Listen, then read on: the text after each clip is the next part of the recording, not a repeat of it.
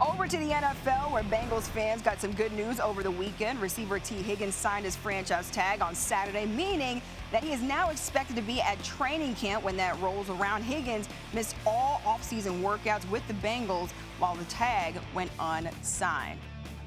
For more, we welcome in our NFL insider, Dan Graziano. And Dan, some Bengals fans, maybe they let out a sigh of relief knowing that Higgins will be at training camp. We know he'll be there for the Bengals this season. However, what does this mean for Jamar Chase and his deal that could be coming up?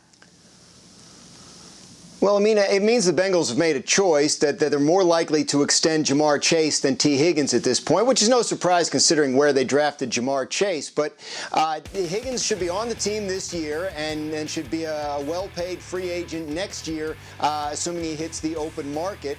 While Jamar Chase is eligible for a big money extension, doesn't mean the Bengals have to get it done this offseason. They can wait till next offseason, as the Vikings did with Justin Jefferson, and as the wide receiver market continues to escalate, Jamar Chase may want to wait. So while they could get a deal done with Jamar Chase at any point, it's also possible that extends into next offseason. But what the Higgins decision tells you is he's made his peace with not getting a long-term deal from the Bengals at this point, and it is far more likely that Jamar Chase is the one of the two that's there for a long period of time. And if you're a Bengals fan, you love to hear that. You got Joe Burrow, you got Higgins, and Jamar Chase staying there in Cincinnati for the foreseeable future, at least. How does this move affect maybe other top wide receivers looking for a deal as well, starting with CeeDee Lamb?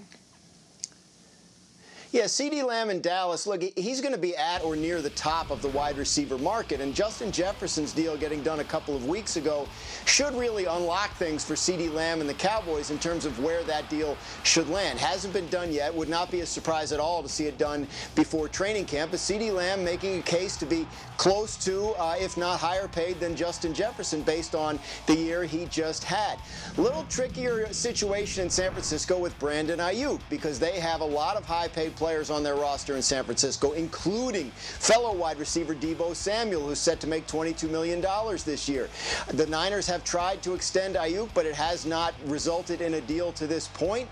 He has skipped mandatory minicamp. He has made some noise recently on TikTok, and there are teams around the league watching to see if the Niners end up trading Brandon Aiyuk or Deebo Samuel as a result of their inability to find agreement with Aiyuk on a long-term deal. So this is a story that should stretch through the summer unless and until the 49ers finally find agreement with Aiyuk on a long-term contract. You mentioned TikTok and the breadcrumbs. They're always on social media. Both Lamb and Aiyuk finished in the top 7 in receiving yards last season. Dan Graziano with the latest. Thanks so much, Dan.